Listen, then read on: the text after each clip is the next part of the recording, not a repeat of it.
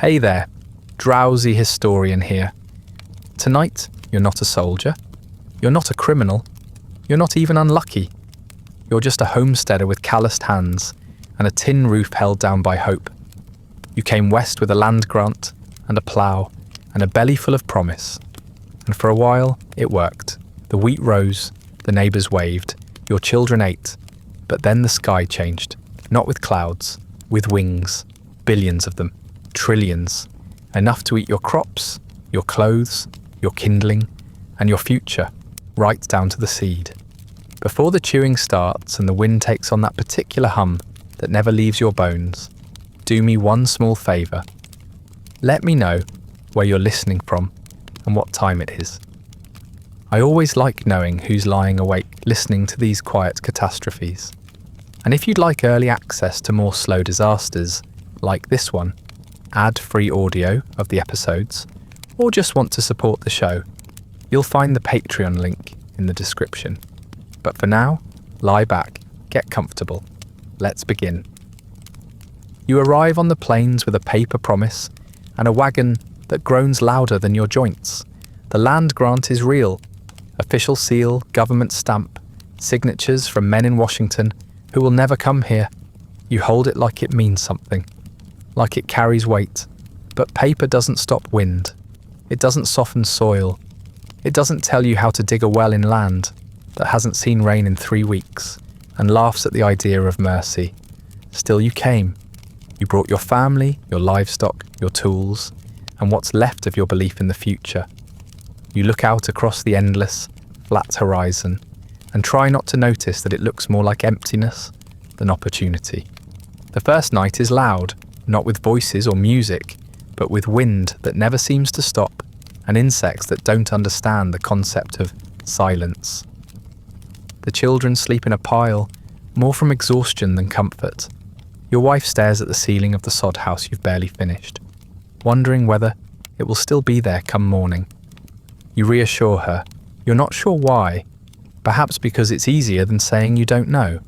Because you've already sold what little you had back east, and there's nothing left to return to. Because you can't admit that you expected something more than this. Less dust, perhaps. Less ache in your bones. In the morning you begin again.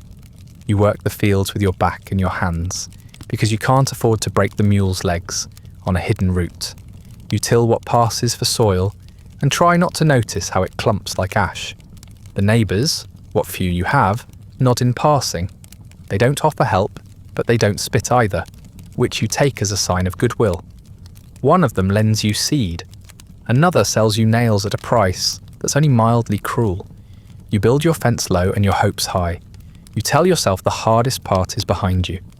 Your children are thin, but they don't complain. They gather firewood and fetch water without being asked twice. The oldest learns to set traps for rabbits. The youngest learns to stop asking when dinner is. Your wife bakes bread from flour that tastes faintly of grit and weevils, and you thank her as if it's cake. There is laughter sometimes. Around the hearth on windless evenings, when the sky blushes pink and the wheat still stands tall enough to catch the light, you speak of harvest, of planting more next year, of getting a proper roof before winter comes back with teeth. There are small successes, a barn that doesn't leak, a well that doesn't dry, a row of corn that grows without begging. You write to your cousin in Ohio and tell him the land is hard but honest. You don't mention the blisters on your feet or the way your wife cried when the storm took the last hen. You lie a little, not out of pride, but out of momentum, because if you stop to tell the truth, you might not start again. You hang your clothes to dry on a line that flaps so hard in the wind, it sounds like gunfire. You mend boots until the soles are more patch than leather. You take comfort in routine, milk the cow, feed the chickens, check the traps, chop the wood, turn the earth, hope it forgives you. There's a rhythm to it all, a stubborn dignity. It's not comfort, but it's something adjacent. Spring comes slowly, like a promise half remembered. The snow melts in thin streaks, and the ground swells with the memory of water. The wheat pushes up in green rows, almost like pride. You watch it grow with the wary affection of a man who's lost too much to trust anything easily. But it grows, and you begin to believe that maybe, just maybe, you've made it through the worst of it. You walk the fields in the evening, one hand brushing the stalks, listening to the rustle like it means something. The air smells clean. The stars show up right on time. You hold your wife's hand and don't talk about how tight your boots are or how tired your arms feel. There's no need. The silence between you is warm, not heavy. Your daughter brings you a drawing of the farm she made with charcoal on a scrap of sackcloth. It's crude and lopsided, but it makes your chest hurt in the right kind of way. You tack it to the wall with a bent nail and call it art. The homestead is still rough. The roof leaks when the rain comes sideways. The porch tilts like it's thinking of leaving, but it's yours, all of it. The creaky door, the dusty rafters, the smell of wood smoke in everything you own. You worked for it. You bled for it. You tell yourself that means something, that the land notices, that it will, in time, love you back.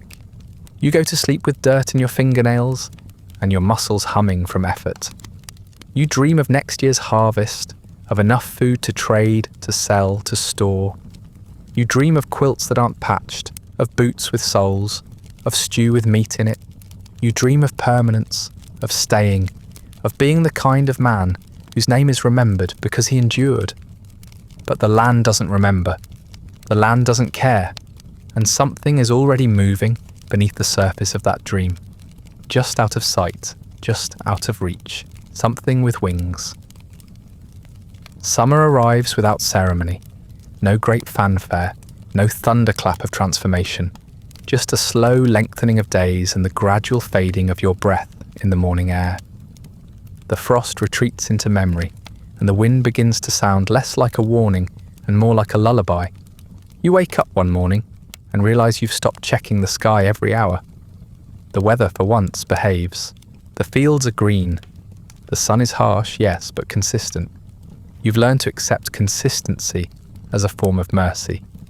Your wheat is tall enough to ripple in the wind like water, tall enough that your children can disappear between the rows and come back with grass in their hair and laughter on their breath. You walk among it in the evenings, fingers brushing the stalks, and pretend you don't notice how thin they are at the base. It's still early. There's time for them to thicken. You've told yourself this twice already today. The neighbours are still around. You see their smoke in the morning, trailing up from chimneys like threadbare flags. You wave across fields. You trade stories and eggs and complaints about the flies. The McKinleys invite you to a picnic near the river, and for the first time in months, your wife doesn't hesitate to say yes. She makes a pie. Your daughter wears her second best dress. The food is simple, the shade is patchy, but no one talks about death or drought or money. That in itself feels like progress. You eat bread made from your own grain. It's a little coarse, a little bitter, but it's yours. It tastes like effort and ash and something almost like pride. You chew slowly, you savour it. Your son asks for seconds, and you give him the last piece without thinking. Your wife smiles without being asked. That night, you sleep with the windows open and dream of barrels full of flour stacked so high they scrape the rafters. There's talk of buying more seed, of expanding the fence, of saving for a mule instead of renting one with interest and apologies.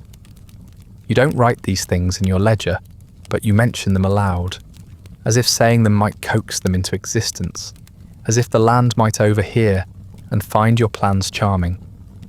You speak of next year the way you once spoke of weddings or babies or spring, not as an uncertainty, but as a given. You're almost reckless with your hope. You write letters to cousins in Ohio and Pennsylvania, and even one in Boston you haven't seen since childhood. You describe the sky, the harvest, the resilience. You don't mention the debt. You don't describe the cough your wife has had since April. You write words like plenty and promise and bright. You add a line about how the West is hard but fair. You understate because the truth would sound too much like begging.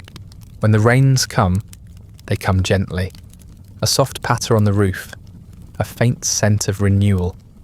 The fields drink quietly, without flooding. The well stays full. You clean the stovepipe. You mend the gate. You count your chickens and find the same number you started with. Even the dog seems less thin. These are the days you'll remember later, when the sky turns against you and your memory starts to lie. These are the days that will feel like proof that it wasn't always bad. Your wife plants herbs in an old tin pail. Basil maybe, or mint, it doesn't matter. She sings while she works, and the tune is unfamiliar, but warm. Your daughter presses flowers between the pages of a Bible no one reads. Your son whittles a toy horse from scrapwood and gives it a name. You watch them from the porch and feel something like contentment take root in your chest. Not deeply, but enough to notice, enough to miss when it's gone. You till the soil, and it smells rich, loamy, alive, full of secrets and things that want to grow. You learn the weight of a hoe, the difference between healthy weeds and sick ones, the way your body stiffens differently after 3 hours of shoveling versus 5. You stop checking your reflection. You stop needing one. The dirt under your nails becomes a permanent feature. You start measuring time in calluses. A travelling preacher comes through and holds a service in someone's barn. You attend out of habit, not conviction. He speaks of trials and blessings and the righteousness of endurance. You nod politely, hold your children's hands, and think of the field waiting to be weeded. Faith, you've decided, is better expressed in sweat than in words. You sing the hymns anyway. Your voice doesn't carry, but it doesn't crack either. The mail comes eventually. A newspaper from back east. Headlines about tariffs and railroads, and something called a panic in the banks. You skim it. The words feel far away, muffled by distance and disinterest. You don't need a banker. You need rain. You need time. You need the wheat to hold on just a little longer. You use the newspaper to patch a draft in the wall. Your wife finds a dead bird in the chimney one morning. A starling, maybe. Its feathers are scorched, its eyes gone. She buries it in the garden without telling anyone. Later that day, you notice the dog won't go near the stove. You say nothing. It's probably nothing. The evenings grow longer. The air thickens with heat. You chase bugs from the porch, swat at them in your sleep, brush them from the bread before serving it. You make a joke about it. Your wife doesn't laugh, but she does smile. That's enough. For now, the horizon is still empty, but it doesn't look threatening anymore. It looks open, possible. The land seems less like an adversary, more like a reluctant partner. You've made peace with its silence, its moods, its cruelty. You believe it's beginning to accept you. You even start to love it a little. The future still feels personal, as if it belongs to you, or could, if you just keep doing what you're doing. If you plant enough, sweat enough, endure enough, the world seems stable, balanced. But somewhere, out beyond that horizon, you've stopped fearing. Something stirs. Something old, something hungry. It begins the way most terrible things do, quietly, and just a little too early to make sense. You wake before dawn to a stillness that doesn't feel earned. The wind, which usually scratches against the windows and tugs at the eaves, has vanished. The air holds its breath. The dog lifts its head but doesn't bark. Instead, it stares at the door like it's waiting for something that hasn't knocked yet.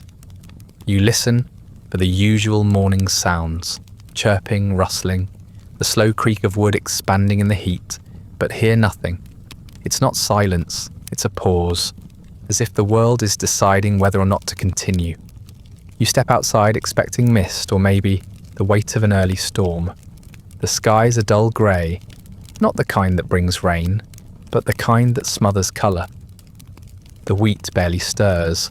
The horizon is soft, indistinct. You hold your breath without meaning to, waiting for something to happen, some familiar rhythm to reassert itself. That's when you hear it, faint at first, a low vibration that you feel in your ribs before it reaches your ears. It hums like a swarm of bees filtered through cloth, like thunder muffled by a pillow, like wind but wrong. You tell yourself it's nothing, a dust devil, maybe a herd moving somewhere in the distance. You don't believe it, but you tell yourself anyway. You look to the animals for guidance. The chickens are silent, not sleeping, rigid. Their heads twitch slightly, side to side, like they're tracking something invisible. The dog whines low in its throat and backs beneath the porch, belly flat to the dirt.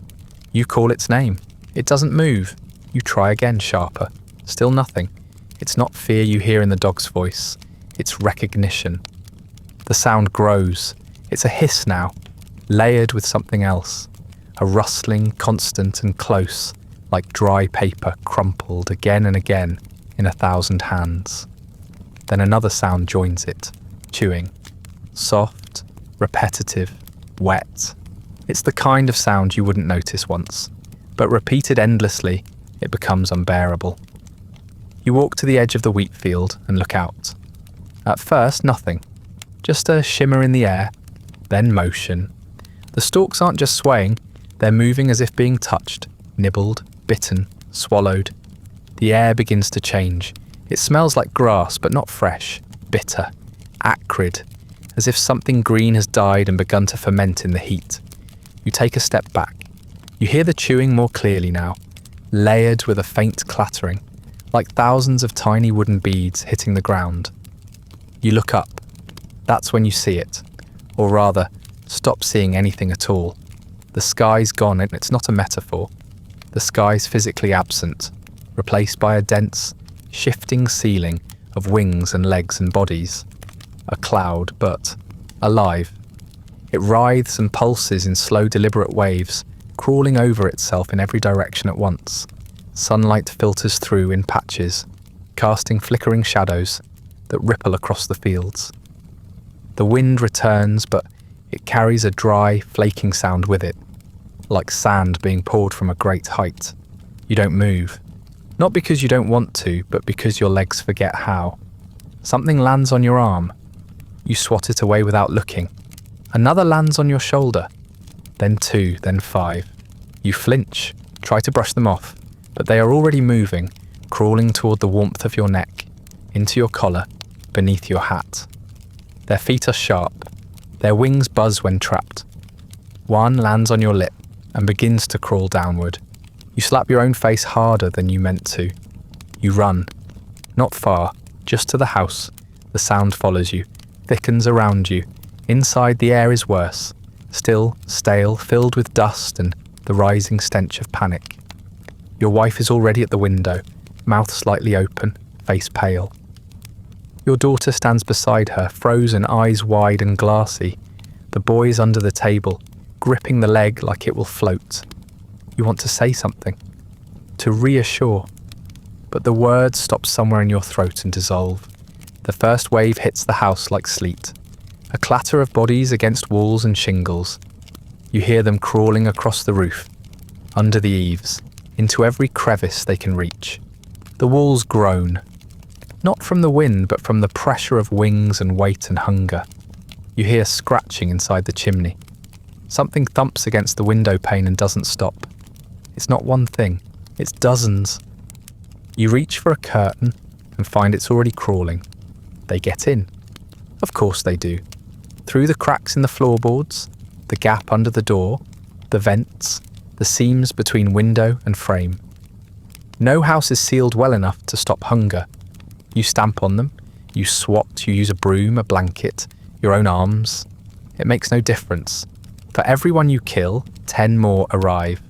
They fall from the ceiling like hail. They land in the water bucket. They wriggle into the bread box. Your wife screams once, not a high sound, but a low, short bark of disgust, and then goes silent. You pull her and the children into the root cellar, slamming the door behind you, sealing it with what little you can find. It's dark. The smell of dirt is comforting. You hear them above you, thick against the floorboards, dropping and crawling, a living drumbeat. You wait in the dark with your family, counting the seconds, then losing track of time entirely. You try not to breathe too loudly. Try not to move. Try not to feel the tickle at your ankle that may or may not be real. Eventually, the sound lessens, or your mind dulls. You can't tell. You drift in and out of something like sleep. When you emerge hours later, or days, the floor is littered with dead things, but not nearly enough of them. The rest are still moving, still chewing, still here. The air is a strange colour somewhere between brown and gold, and it's hard to know if it's sunlight or wings causing the shimmer. Your wheat is gone, your fence is gone, the clothesline, the laundry, the feed sacks, the rope, even the leather strap from the harness you left outside. You step outside and the land is different. Not burned, not flooded, not torn by war, just eaten, reduced, scraped clean. You've never seen anything devour so quietly, so completely. You realise, suddenly, that the sound hasn't stopped. It never really stops. You'll hear it in your sleep.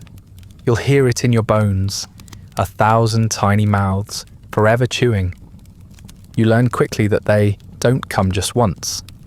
The first wave was a shock, something you could almost trick yourself into thinking was a singular event, like a storm, or a fire, or the time your cousin's barn was struck by lightning and everything vanished in a moment. But this is different. This isn't a disaster. This is a process. The swarm moves in pulses. You discover this not from books or telegrams, but from the dirt, from the fields, from what's left of the fence post you never got around to replacing. The insects don't arrive, devour, and disappear. They arrive, eat, lay eggs, and leave a promise behind. Not a threat, just biology. A quiet guarantee that this will happen again, and soon. You wake to the sound of chewing, again.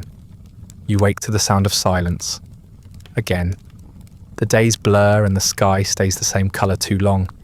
They do not travel in a single front. They roll across the land in shifting tides, circling, drifting, returning. It's not just your farm, it's your neighbours, it's the town, it's the riverbed, it's everything flat and growing. Some days the wind feels too still, and you find yourself listening harder than you should. Other days, the sound creeps up behind you, distant at first, then everywhere. You can't tell where they are until they're already in the wheat, or what used to be the wheat. You begin to notice what they prefer and what they merely tolerate. They prefer your seed stock, your flour, the pages of your Bible. They tolerate cotton, wool, canvas. They devour the handles of tools, the stuffing from mattresses, the glue from your wife's scrapbook. Your son's wooden toy horse vanishes in the night, splinters scattered like ashes in a shallow dish. You try not to think about it too hard. It was just a toy, but the absence feels sharp. There is no safe season. You had hoped the worst would pass with the heat, but autumn brings no mercy. The eggs they lay, masses of them, clumped like pale beads in the soft dirt, begin to hatch. You don't always see them right away. They move as nymphs first, small, wingless, hungry. They crawl in lines across the yard, climbing over each other in a ceaseless march. Your daughter says they look like a thought with legs. You're not sure what she means, but she's not wrong. They molt in stages. Every few days they shed their old skins and leave behind a brittle casing, ghost-shaped and empty. You sweep them out of the pantry. You find them under your bed. You crush them between your fingers without meaning to, and can't get the texture off your skin. The smell that follows them is harder to define now. Less grass-like, more fungal, more acid, like mould and heat and hunger boiled together. You read somewhere, a long time ago, that a single locust can eat its body weight every day. You think of that now, as you survey what's left of the field. Multiply that one body by billions, trillions, if the newspapers are right. It becomes abstract very quickly. You stop trying to understand the scale. You focus on what's gone, the bark stripped from the trees, the leather from your boots, the books from the schoolhouse shelf. You focus on the taste in your mouth, dust mostly, with something bitter beneath it. The sun disappears often now, not just from clouds, but from wings. They gather overhead in such numbers that daylight dims like dusk, casting a sickly, amber glow over the land. Your wife says the light feels dirty. She's right. It clings to the walls like smoke, thick and dull and full of things you don't want to name. Sometimes the light never fully returns, not because they're still overhead, but because you've started to see them even when they're not there. You hear reports from other counties, from other states. The papers describe it in numbers: square miles, bushels lost, tons of feed consumed. They write it as though it's already over, as if it can be summarised. You read the article twice, then use it to patch a broken window pane. The ink smears from the damp. You can't bring yourself to care. The dog returns one day, thinner and quieter than before. It won't enter the house. It stands at the edge of the field and watches the air. You call to it, gently. It doesn't move, just stares. Eventually, it walks away again, slow and deliberate, like it's following something you can't see. You don't go after it. You stop sleeping deeply. Every sound wakes you. Wind scratching, your own breath. Your dreams are full of wings. Your hands twitch in your sleep, brushing away insects that aren't there. You tell yourself it's just nerves, but you don't believe it. The chewing, when it comes, feels louder than it should. Not just sound, but sensation. Like your bones are hollow and echoing. You lie still and listen. That's all you can do. They are not clever, they do not think, but they know how to find what they need. Food, shelter, soft things, things that were never meant to resist teeth. You begin to feel less like a person and more like a food source with opinions. The line between survival and existence starts to blur. You do the chores still, such as they are. You sweep the porch even though there's no porch left. You light the stove, though there's nothing left to cook. You talk to your children as if nothing is wrong, but they've stopped asking questions. When the sun vanishes behind the wings, you stay indoors. Not because it helps, but because there's nowhere else to go. The walls don't keep them out. They just delay them. The roof sounds like rain again. You sit by the window and watch them crawl, across the glass, over each other, toward nothing in particular. They are endless. They are patient. And they are not done. Not yet. Later someone tries to put a number on it. Several someones actually. Experts. Men in towns far from here with neat collars and strong opinions. They call it the largest biological swarm in recorded history. They say it stretched across the sky for 1,800 miles. Larger than California, wider than Texas. They estimate the number of insects at 30 trillion. You don't have a frame of reference for that. No one does. 30 trillion is a number you can't count toward, a number that stops meaning anything the moment you try to picture it. So you don't try. You just nod when the facts are printed, and you keep your eyes low to the ground. They write it all down, of course. Scientists and newspapermen and men who've never had their seed grains stolen by a cloud with legs. The details get formalised into textbooks and bulletins, copied into lectures, retold in classrooms by people with clean fingernails. They talk about Melanoplus spratus, the Rocky Mountain locust, like it's an idea, a chapter in a natural history book. They say it weighed hundreds of millions of tons, that the sheer mass of them bent railroad tracks under their collective pressure. They say that when they passed overhead, they left behind a sky that took hours to clear. You read those words once, years later, and find them correct, but insufficient. You don't need the statistics. You were there. You remember what it looked like, what it felt like. You didn't see a number. You saw everything vanish at once. The swarm didn't look like movement. It looked like atmosphere, like the world had forgotten how to hold itself together. You could watch a tree disappear, branch by branch, as if some invisible hand were sketching it out in reverse. You could watch your own front step dissolve beneath 100 mouths that didn't understand the difference between food and foundation. The air wasn't empty between locusts. It was just full of smaller ones, younger ones, translucent and vibrating, already learning how to eat before they could land. You began to think of them less as animals and more as an event, like drought, or famine, or war. They were a phenomenon, not a creature. You couldn't kill them.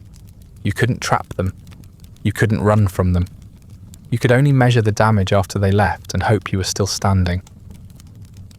They moved like fog, low and dense and faster than you thought possible. Not chaotic, not aimless, just everywhere. They poured over fences and roofs and rivers like water with legs. You saw them fall into the well and not drown. They floated on top of the bucket, still moving. You saw them cover a pig alive. When you reached it later, only bone and hoof remained. You buried what was left. Not out of respect, but because the smell made the children gag. You tried to estimate how long the swarm lasted, but time became strange while it happened. It could have been an hour or a week. The sun came up and went down. You lit candles. You forgot to eat. The dog wouldn't come near the house. The chickens stopped laying, then stopped moving. The sky was always the same, thick, brown, buzzing. You thought about going to town once, just to see if anyone else had made it through. But the roads were gone. Not destroyed, just erased, replaced by a soft, shifting crust of wings and carcasses, and damp, chewed vegetation. You could feel it give under your boots. You heard stories later, when people were talking again. A girl up north had her dress eaten while she was wearing it. A man tried to light a field of them on fire and burned down his barn instead. One farmer loaded his family into a wagon and drove south until the wheels fell off. He kept walking. No one ever saw him again. There were tales of women shaking locusts from their bed linens in the morning, only to find them crawling out of the feather pillows, of crops eaten to the root, seed and all, of wood piles that vanished, of outhouses chewed through, of Bibles hollowed to their bindings. You saw a cow go mad from the bites. You saw your wife pluck one from her soup and keep eating. You said nothing. What else was there to say? Some evenings you'd go outside and find them all still, like statues, hanging from branches, clinging to fences, embedded in cracks in the wall, silent, waiting, their wings twitching just slightly, like dreams under thin skin. You couldn't tell if they were asleep or just thinking. Sometimes you'd step on one and hear the pop of its body giving way under your heel. You didn't stop to look. The next day, they would be gone. Not all of them, never all, but enough that you could see the sun again. Enough to imagine maybe it was over. But even when they left, they didn't leave nothing. They left a coating of filth across every surface, fragments, wings, crushed shells, droppings. The smell took weeks to fade. You washed your hands until your knuckles bled, and you still felt them on your skin. You looked across the field and saw only stubble. What hadn't been eaten had been trampled. What hadn't been trampled had withered from being shaded too long. The plants hadn't just been attacked, they'd been erased. There wasn't enough left to compost. The barn was missing slats. The porch had no railing. The pantry door hung by one hinge. You stood there in the aftermath, surrounded by your possessions, and realised most of what you owned was now part of their bodies, carried off, digested, transformed into the next wave. That's what haunted you in the quiet moments. Not just what was gone, but what it had become. Your harvest, your shirts, your bed linens, they hadn't vanished. They had joined the swarm. You breathed in their remnants with every gust of wind. They filled the cracks in the house, the folds in your clothes, the lungs of your animals. You scraped their wings from the rim of the soup pot. You wiped their waste from your child's pillow. They were everywhere still. Even when the sky was clear, even when the numbers stopped, even when the papers said it was over. It's not just what's gone that disturbs you, it's what was supposed to come next. The swarm didn't just consume the present, it erased the future. Not loudly, not all at once, but piece by piece, with a slow certainty that leaves no room for rebuilding. You go to the shed where you kept the seed sacks for spring, the good sacks you stitched yourself from flour bags and twine, and find them gnawed open, their contents scattered and useless, not just eaten, pulverized. The seeds are there, technically, but they're broken, hollowed out, chewed through and spat aside like shells. You pick one up and press it between your fingers. It crumbles. You do this again and again until your palm is coated in dust and what's left of your fingernails. You don't speak. There's nothing to say. You'd plan next year around these seeds, the spacing, the rotation, the storage. You'd drawn diagrams in the margin of your notebook, lined out each row by hand. Now you stare at that same notebook and realise the swarm found it too. The corners are curled, the binding gnawed. Whole pages are missing. The rest are brittle and pocked with holes like some disease ran through them. Inside the house the damage is quieter, but no less thorough. You find the rafters stripped where the insects managed to squeeze through. Not all of them, just enough. They chewed grooves into the edges, scraped away the finish, left trails of sawdust that your daughter swept into a pile without asking what it was. Your wife holds up a curtain rod and shows you the teeth marks. They're precise, patterned. Like wood was no different from wheat.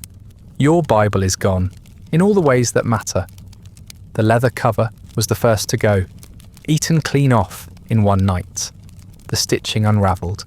The pages, what's left of them, are translucent and curling at the edges, their words disrupted by tiny holes, like lace made by tiny teeth. The story of Job is unreadable now. You joke that maybe it's better that way. Your wife doesn't answer. She just closes the book, slowly, and places it back on the shelf like it might still be useful for something. Maybe to keep the shelf from looking too bare. You try to laugh, not because it's funny, but because the alternative feels dangerous. It comes out wrong, tight and bitter. Your daughter looks up at you with something like confusion, or maybe just fatigue. Your son doesn't look up at all. Your wife starts to sweep the floor again, even though it's clean, or at least clean enough. The bristles scrape over the wood and kick up dust, and she keeps going, one section at a time, as if this is still a house worth keeping. Your youngest won't stop scratching. She says nothing about it, doesn't whine or cry, just keeps rubbing at her arms, her legs, her neck. You check for bites, rashes, hives, anything. There's nothing visible, but the itch is real. You know because you feel it too, all of you do. It's under the skin, not on it. A memory of crawling things, a phantom sensation left behind by something that was never meant to touch you. You soak her in a tin bath and scrub her skin gently with lye soap. She sits still as a statue. When you finish, she gets out, dries off, and begins scratching again before she's even dressed. You open your chest of tools and find the contents chewed at the handles. The wooden grips are splintered, soft, pitted with tiny grooves. You pick up a hammer and realise it no longer fits comfortably in your hand. The balance is off. You turn to the saw and see that the blade is fine, but the handle flakes at your touch. The workbench itself is littered with wings. Not full bodies, just wings, pale and translucent, and scattered like petals from a dying bloom. You walk out to the barn, though there's not much reason to anymore. The goats are gone, traded before the worst of it for flour that didn't last. The plough is still there, rusting gently under the eaves. The harness is stripped of padding. The tack has been hollowed out. The saddle you inherited from your father is missing one stirrup and the entire underside of the seat. When you lift it, a piece crumbles in your hands. You carry it outside and set it down gently beside the compost heap, like something you've buried before. Your neighbour stops by, the one from 3 miles down the road. He doesn't come to talk. He just stands near the fence, the part of it still standing, and looks at you like he's trying to decide whether to ask a question. Eventually, he mutters something about leaving, about packing up, maybe heading east again. You nod. He doesn't ask if you're coming. He doesn't need to. You both already know the answer. When he leaves, you watch the road for a long time, even after he's disappeared. You check your stores again, not because anything's changed, but because habit is stronger than hope. The root cellar is mostly empty now. Some jars of pickled beans, one sack of flour with holes in the corners, a few potatoes that are more bruised than food. The apples rotted weeks ago. You left them too long, not out of carelessness, but denial. You stare at the shelf and try to remember how much a man needs to survive a winter. You can't come up with a number. Your wife begins sewing scraps of cloth together, not for warmth, but for repair. Curtains, shirts, a shawl that's more whole than fabric. The cloth you saved for your daughter's birthday dress is missing. You find it later, half eaten under the bed. You pick it up and carry it to your wife, unsure why. She takes it from your hand, folds it carefully, and places it in the mending basket without saying a word. At night, you sit near the hearth and stare into the ashes, though the fire hasn't been lit in days. You think about the seed again, about how much you would have planted, about how it would have looked in spring, rows and rows of something that could have mattered. You think about the holes in the roof, the hollow Bible. You think about what they took, and how what they left isn't yours anymore. They didn't just eat the harvest, they ate the map, the blueprint, the plan. They took the next step, and the one after that. They devoured what hadn't happened yet, and now there's nothing left to wait for. At first it's just hunger, an inconvenience, a tightness behind the ribs, a bit of dizziness when you stand too quickly. You tell yourself it's manageable. You drink water instead of eating, chew slowly, serve smaller portions. You ration without calling it that. The body adapts, you've heard. You say this to your wife one evening while dividing a heel of bread 4 ways. She nods, doesn't answer, chews with her mouth closed, slowly, carefully, like she's afraid of waking something. Then the quiet begins. It sneaks in when you're not paying attention. The children stop asking when supper will be ready. They stop fighting over who gets the bigger half. They sit still longer, speak less, blink more slowly. Your son once tripped over the water bucket and laughed until he cried. Now he avoids the bucket entirely, as if afraid he'll use energy he can't afford to replace. Your daughter chews on the corner of her sleeve until it frays. She tells you it helps. You let her. You boil a belt one night. Not the good one, just a cracked old strap from the harness, thick and useless otherwise. You scrub it first, you slice it into strips, you boil it with salt and a few leftover herbs. It smells wrong, like smoke and barn dust and desperation.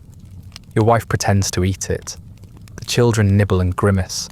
You chew until your jaw hurts, then swallow a piece, so you can tell yourself you did. You scrape the inside of flour sacks with the back of a spoon.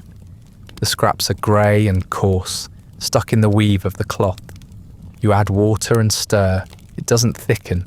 It doesn't matter. It becomes paste. You eat it anyway. Your wife finds the last root in the bin and cuts it into 4 pieces, even though it's shriveled and soft, and the inside is more black than white. No one complains. Your son says thank you. You think about crying but don't. It's not worth the water. One night, your son chases a rat across the barn floor. He doesn't catch it, but he tries. You don't stop him. You even help him seal the holes where it got away, not to keep it out, but to keep it in. Your wife hears and says nothing. Your daughter watches him sharpen a stick with a knife that barely has a handle left. The next morning, he sets a trap. You ask what he'll do if he catches it. He shrugs. "Eat it," he says. You don't laugh. You just nod. Your daughter gnaws on a pencil stub.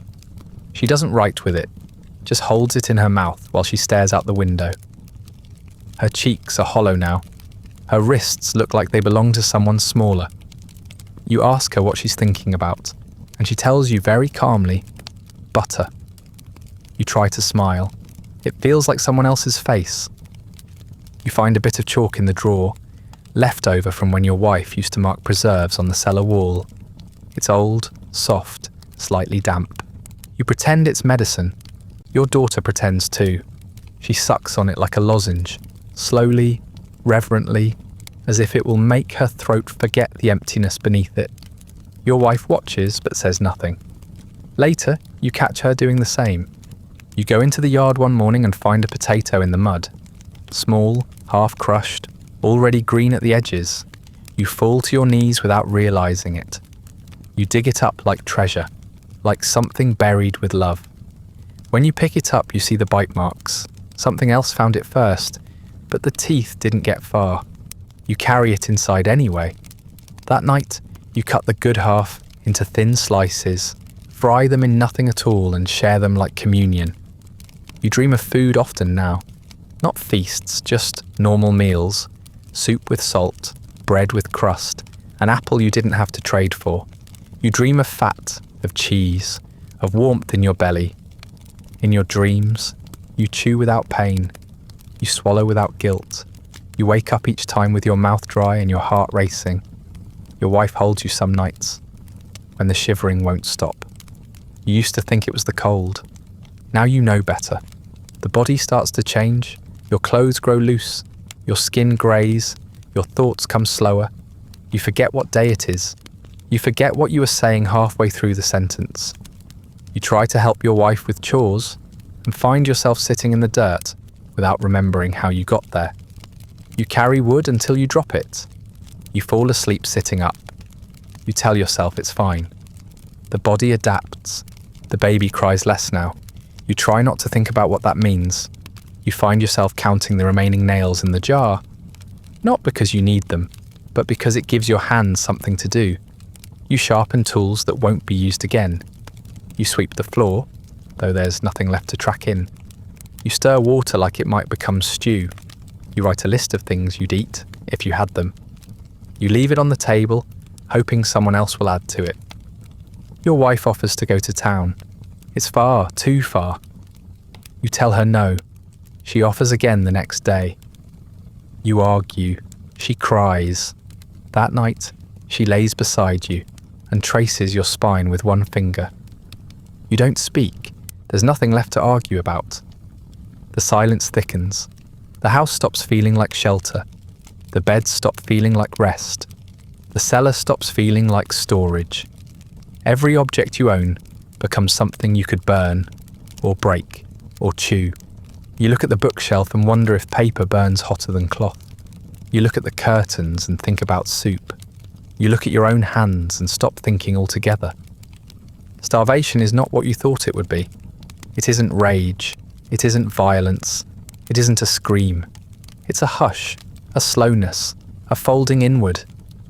It's the moment when your child says, "I'm not hungry," and means it. It's when your wife forgets the word for ladle. It's when you find a beetle crawling on the windowsill and consider letting it live, just to see if it might lead you to more. You sit on the floor and listen to the wind, though you know it won't bring anything good. You listen for the chewing again. You almost miss it. Not because you want them back, but because, at least when they were here, there was still something to lose. Now there's only waiting.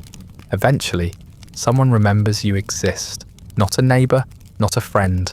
A government official maybe, a clerk in an office hundreds of miles away, who saw a number on a list and filed it under distress. Somewhere in Washington or Topeka, your suffering became a category, a statistic, a line in a report that someone initialed. And so, as a result, something is done, or at least planned. Food is allocated, supplies are gathered, provisions are loaded into wagons, men are given instructions. Word spreads, slowly, but it spreads. There's to be a shipment, flour mostly, maybe some beans, maybe salt pork if you're lucky. The army is sending it. Not much, but something. Relief. You hear the word and don't know what to do with it. It's too large, too late, too abstract.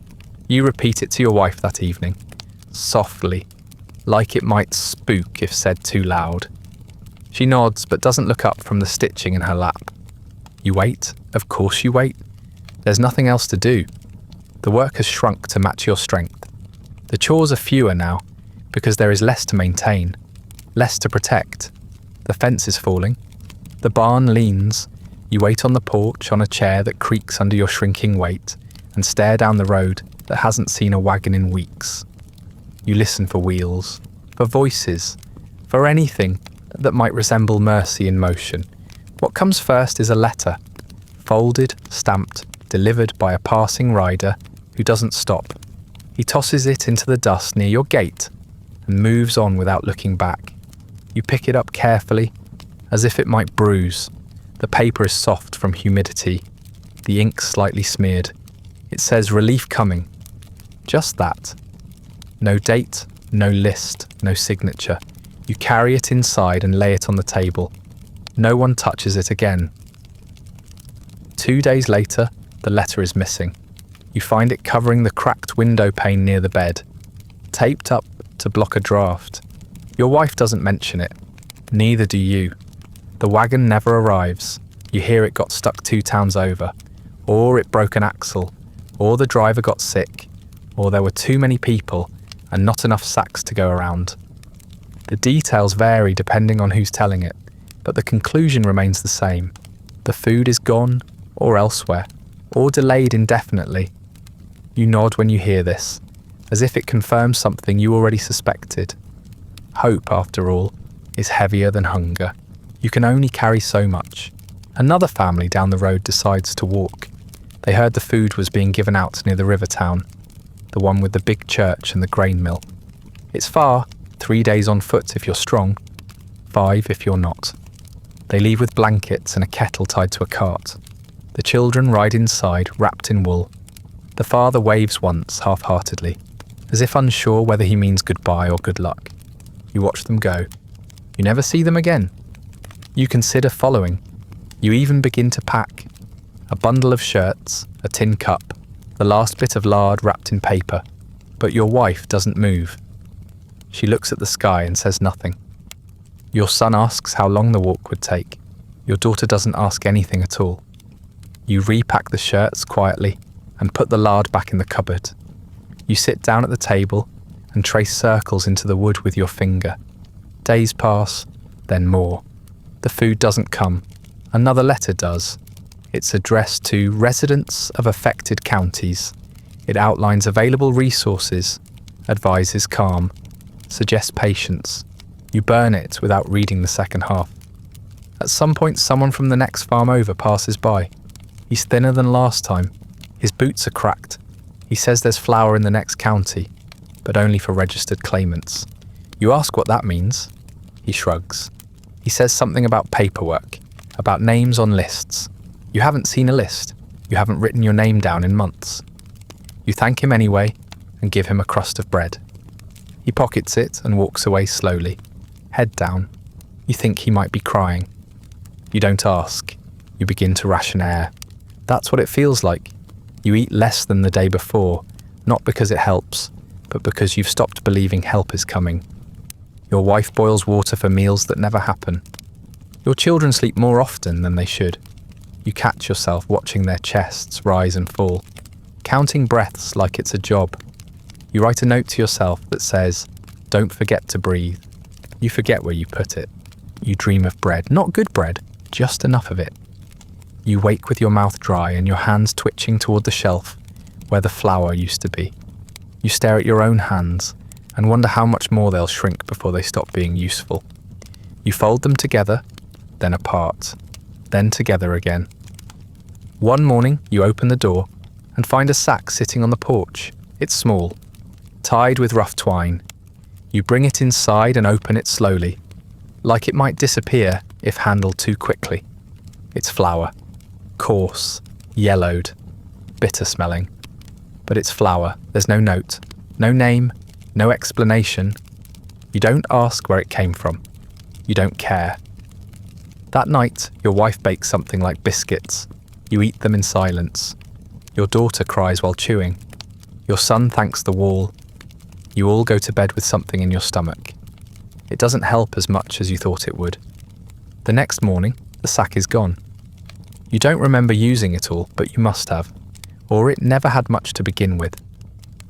You think about the word relief again and find it strange. It sounds like it should mean breathing easier. Lighter shoulders, a loosening. But nothing about this feels light. It feels like waiting for the next blow. You keep watching the road. You don't expect anything, but you keep watching, just in case someone else forgot you still exist. The McKinleys were the first to go, not without warning, but without ceremony. You saw the wagon hitched to their last surviving mule, the trunks lashed down with rope that used to hold their barn door shut. The children looked smaller than you remembered. The mother had her arms wrapped in layers of curtain and tablecloth, whatever fabric was left. She waved, or tried to. Her fingers barely moved. Mr. McKinley didn't speak, just nodded once in your direction and looked down the road like he was trying to memorize it. You watched them disappear into the tree line and told yourself they'd make it to town, that they'd find what they needed, that they'd survive. You've told yourself the same thing every day since, and it still doesn't sound like a lie. Not quite. The Jamesons lasted longer. They had more animals at first, a better well. They shared their lard with you last winter, when yours turned rancid in the cellar. You returned the favour with flour, or what passed for it. The trade felt honest, mutual. You hadn't seen them in days when their oldest came running barefoot down the road. His voice was hoarse, his eyes wild. Your wife ran to meet him. He collapsed at the fence. You carried him inside, sat him down, poured what little water you had into a chipped cup. He drank like he'd forgotten how. You didn't ask for details, but he gave them anyway. The younger children had taken ill. One stopped waking up. Another stopped walking. They buried the third before dawn. He said it flatly, like he was reciting from a list. He didn't cry, he didn't look at anyone while he spoke. You asked if he was staying. He shook his head. Just wanted to rest. You let him sleep in the barn, covered him with 2 wool blankets and your own coat. By morning he was gone. The settlement quiets the way a fire dies. Not all at once, not dramatically. Just less and less light, until only smoke remains. You stop hearing dogs bark. You stop seeing laundry flapping on lines. You stop hearing arguments or greetings or children. The mail hasn't come in weeks, but even when it did, no one opened their letters in public anymore. You used to nod to every passing face. Now you look away, unsure if there's anything left to say. You light fewer candles now, not just to save wax, but because darkness feels safer. The windows don't reflect as much. The night doesn't judge. The wick flickers low and you let it, watching the shadow of your hand stretch across the table. You used to keep the fire going until everyone was asleep. Now the hearth stays cold. You tell the children it's for the best. You say you're conserving fuel. You say it with a straight face and they believe you. You dream of soup, thick, hot, savoury. Your mother's soup maybe, though you can't remember what was in it. Potatoes probably. Parsley. Something fatty. You wake up licking your lips and hate yourself for it. Your daughter dreamed of cake the other night. She described it in vivid detail. Layers, icing, a candied flower on top. She was smiling when she spoke, which somehow made it worse. You told her it sounded lovely. You didn't tell her you forgot what sugar tastes like. One day, a stranger comes. You don't hear him arrive. He's just suddenly there, standing at the edge of your yard like he grew out of the dust. He's not old, but his clothes are. Worn thin at the elbows, dark with sweat, legs wrapped in cloth to keep his boots from falling apart. He doesn't smile, doesn't threaten, just asks if you have a stockpile. Says it plain, like a man asking for directions. You lie. Not because you want to, but because you have to. You say no. Say you're barely hanging on. Say you've got a few jars left, nothing worth trading. He nods, slowly, like he expected the answer. He thanks you, then stands there for another moment, watching the house, watching the children through the window. You feel your hand tighten around the broom handle, even though he hasn't moved. Eventually, he turns and walks away. You watch until he vanishes behind the hill. You never see him again. You wonder how many doors he knocked on. You wonder if anyone said yes. The silence after is worse than before. You start hearing things that aren't there. A creak on the porch, a knock on the wall. The wind moves through the trees like someone sighing. Your wife jumps when the roof groans. Your son keeps the kitchen knife near his bed. You pretend not to notice. You all sleep lighter now, or not at all. The house becomes smaller somehow.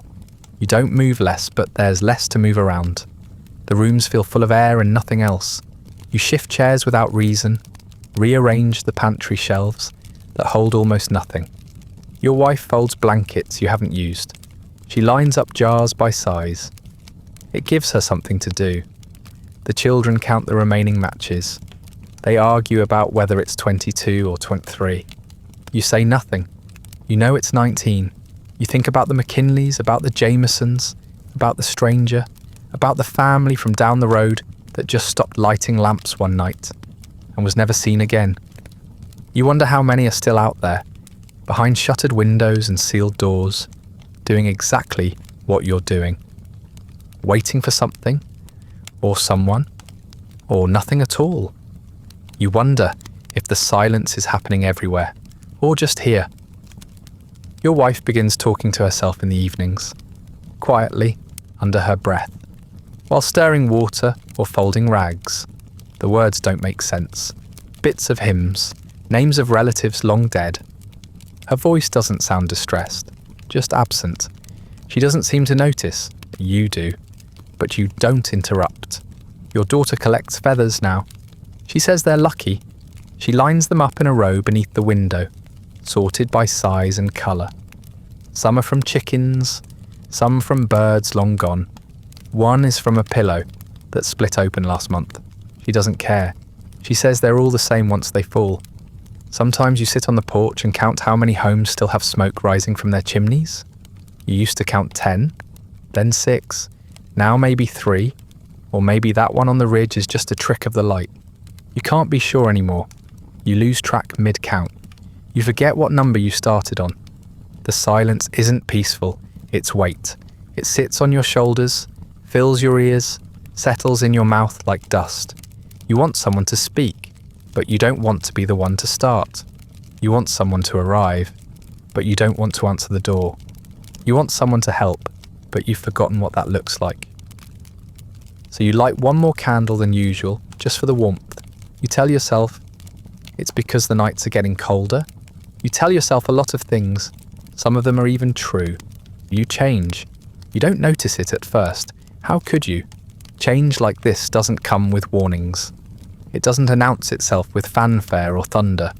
It comes quietly, in the space between chores, in the stillness between breaths. You wake one morning and your hands are cracked again. Not just dry, split. Thin, sharp lines that sting when you reach into the water bucket. You wrap them in cloth, as you always do. You used to use salve. Now you just tie the rags tighter. Your thoughts come slower. Names slip away and have to be retrieved like tools misplaced in tall grass. You start sentences that don't end. You ask questions you've already answered. You forget where you put the shovel only to find it still in your hand. You stare out the window without realizing you've stopped moving. When your wife speaks to you, you have to blink before you hear her.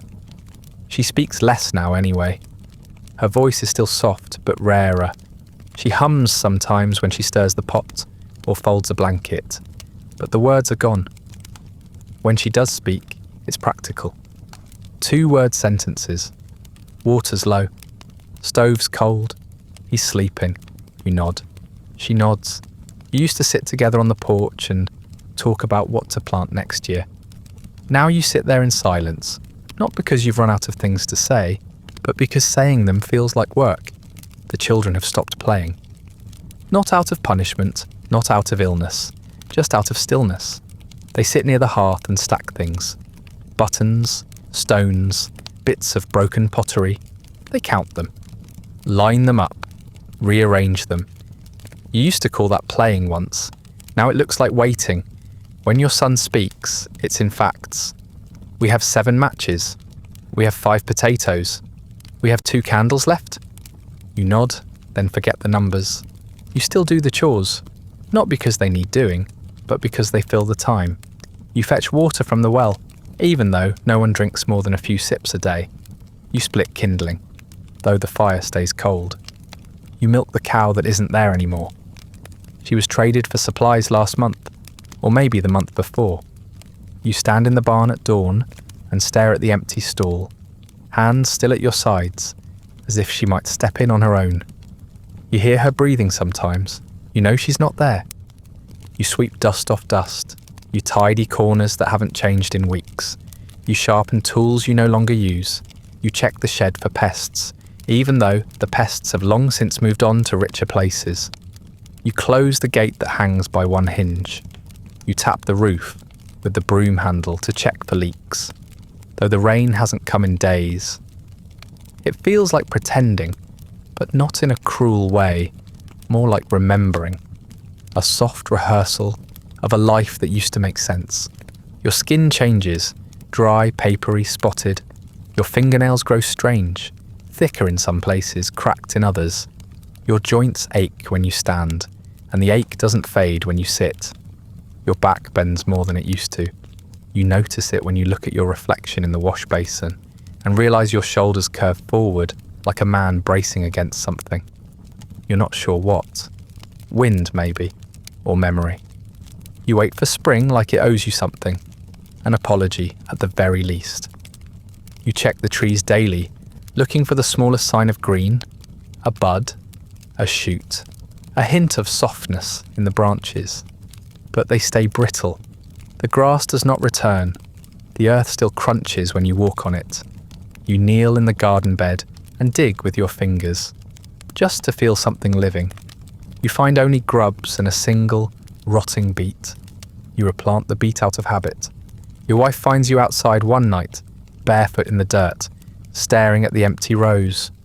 You don't remember walking out there. She doesn't ask. She just guides you back inside, wipes your feet with a damp cloth, and tucks the blanket tighter around your legs than usual. You try to thank her, but your tongue feels too large. She nods anyway, as if she's heard it. You begin speaking to things, not always out loud, sometimes in your head.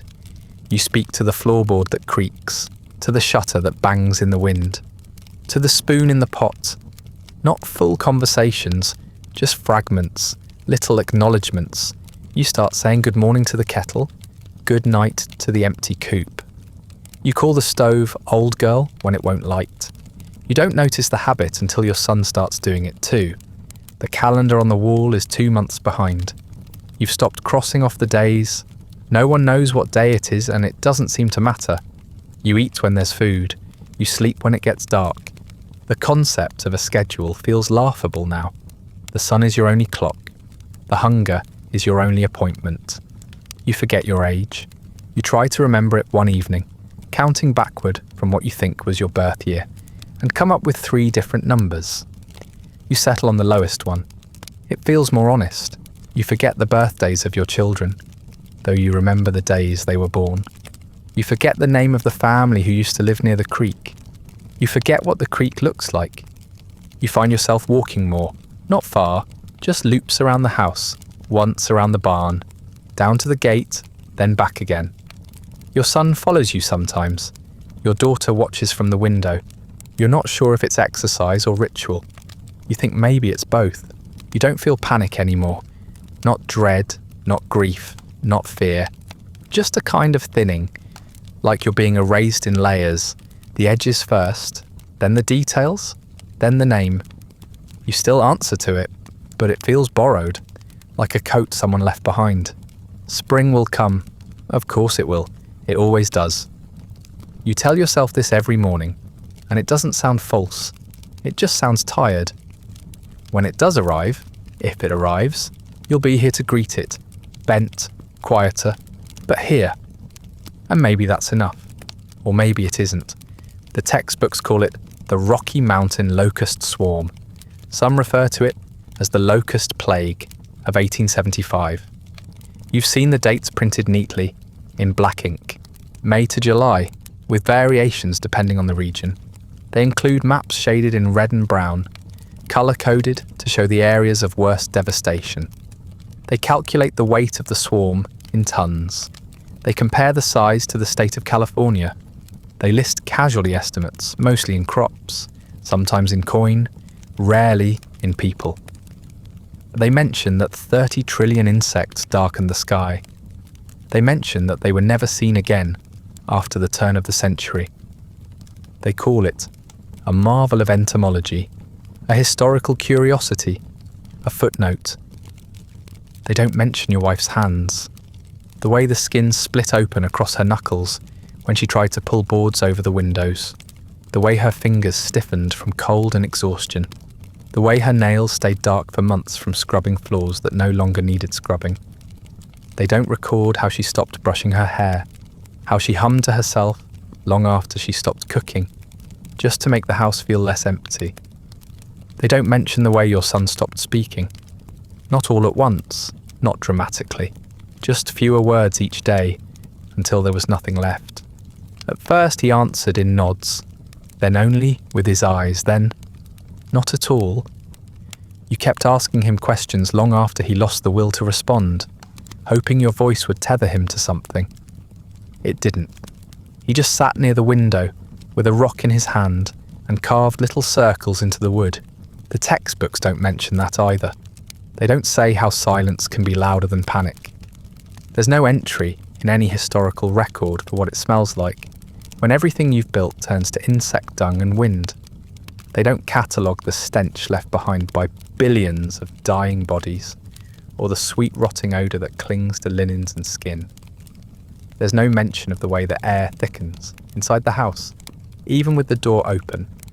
No notation for the smell of boiled leather and wet rope when you've run out of food and still need to chew something. They don't describe the smell of your daughter's hair after weeks without soap. They don't talk about the bitter edge that never leaves your mouth, even after you've brushed your teeth with ash.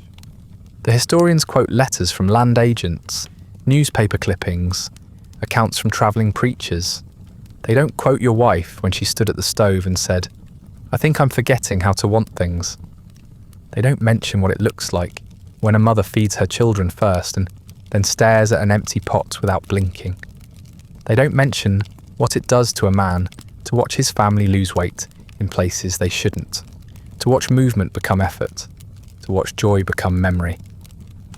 They mention the economic damage, but not the moral damage. Not the way your neighbours stopped speaking to each other before they left. Not the way doors stayed shut even when someone knocked. They don't note the look in a man's eyes when he sees you notice how empty his cart is. They don't say how many people stole from each other, not out of greed, but because there was nothing else. They don't count the theft of small things, like soap or buttons or trust. They don't mention your wife's Bible, how it was gnawed to ruin, how she kept it anyway, out of habit or reverence, or just because it used to be something solid. They don't mention how she tried to read it aloud, long after the words had become holes. They don't mention how your daughter used one of the pages to catch a dying fly, because she wanted to bury something that day. They mention loss of livestock, but not how it feels to trade your last goat for a single sack of cornmeal and then watch the sack leak all the way home. They don't mention the moment when your daughter asks if you'll ever have a cow again, and you can't remember the word for maybe. They don't mention what you tell your wife when she asks what you'll do if the crop doesn't come in this time. You don't remember what you said, but you remember the look in her eyes after you said it.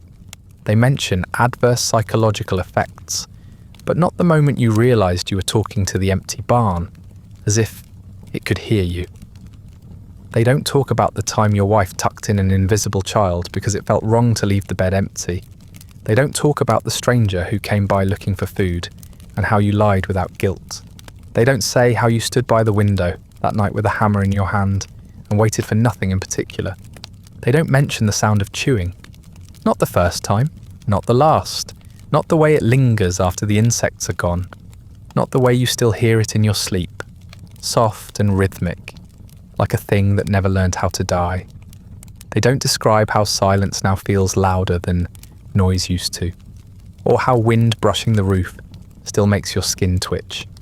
They don't talk about how long it took before you laughed again, or if you did. They don't talk about the difference between surviving and living. They don't ask whether you ever looked at a handful of dirt again without imagining it moving. They don't ask if your children ever regained their appetite for anything more than bread and silence. They call it a plague. They call it a swarm. They call it the worst of its kind. But they don't call it personal. They don't call it intimate. They don't call it a thing that climbed inside your skin and stayed there long after the skies cleared. They don't say how it followed you, how it still follows you, how you never really stepped out from beneath its shadow. What they write is true, but what they leave out is what mattered, and what they leave out is what you still carry. You outlast the swarm, barely. That matters technically. The insects leave, eventually. The sky becomes just sky again, blue on some days, grey on others, empty most of the time. You wake up one morning and realise the chewing has stopped. There's a quiet you don't trust. At first, you lie still and listen for the sound you've been bracing against for months. It doesn't come. That's supposed to feel like relief, but it doesn't. It feels like something waiting to be replaced. The children survive, mostly. Your son eats again, though slowly, and still doesn't say much. Your daughter smiles sometimes, but not with her whole face. You've learned not to expect recovery to look like it did in stories. There's no celebratory meal, no triumphant return to routine. They just get a little taller, a little thinner, a little quieter. They begin to ask fewer questions and do more work.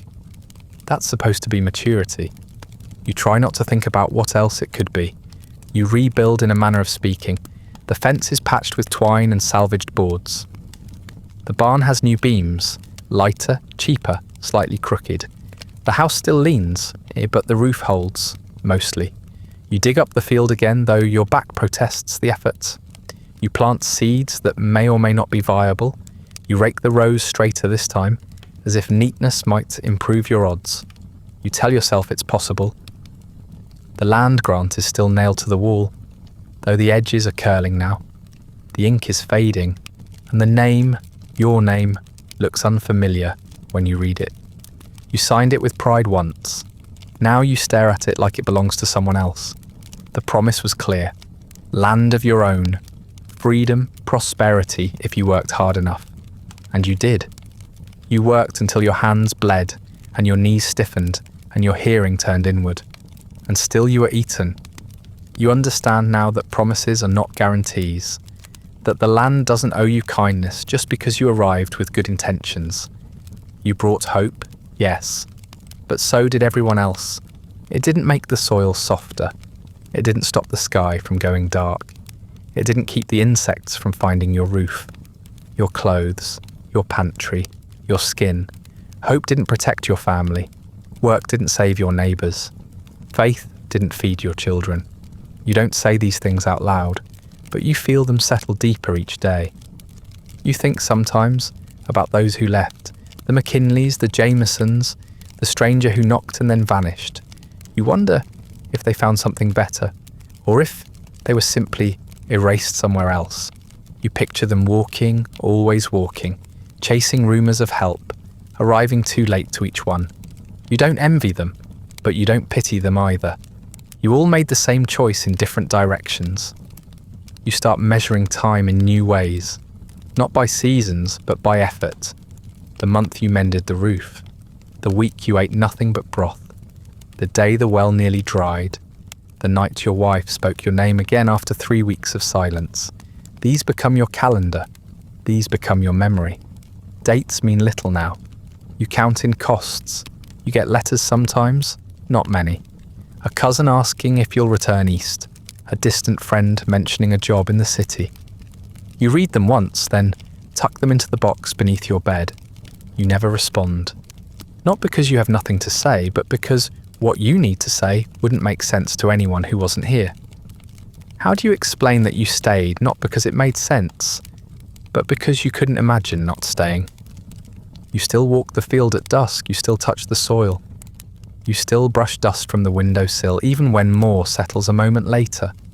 These things do not fix anything, but they feel like movement. And after all you've lost, movement feels close enough to meaning. You don't pray anymore, not because you're angry, just because you're tired. You whispered prayers into the ground, and the air and the sky, and none of them were returned.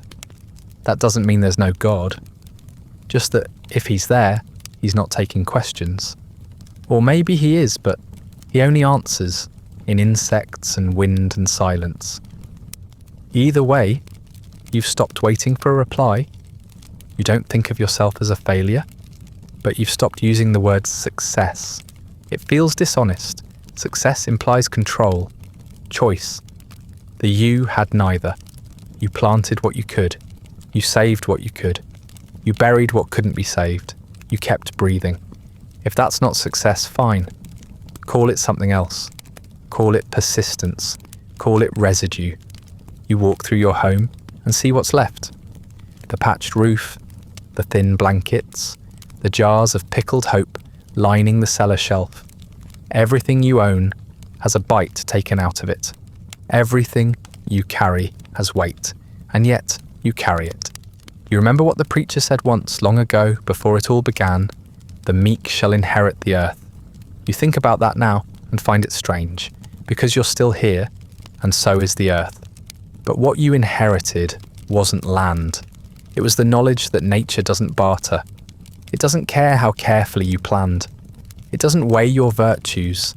It doesn't check if you are good to your neighbours. It doesn't listen when you cry out. It swarms. It chews. It leaves. You didn't lose. You're still here, breathing, walking, speaking, when there's something to say. The house still stands. The children still sleep. The well still gives water. You didn't lose, but you didn't win. You endured. That's different. And if you learned anything, it's this. Insects don't negotiate, and the earth doesn't care how much hope you brought with you. That brings us to the end of tonight's slow unravelling. Not a tale of heroism or failure, but of what remains when survival leaves no one whole. If you're still with me, thank you for listening through the quiet horror of a world where endurance wasn't rewarded, only measured. If you'd like early access to future stories, ad-free audio of the episodes, or just want to support the show, you'll find a link to the Patreon in the description. Feel free to like, subscribe, or leave a comment with other forgotten historical topics you'd like to see covered. If you're listening on a podcast app, a rating or review helps others find their way to these stories. And special thanks to the supporters who make this show possible, including our chronicler, Andrew S. Sleep well.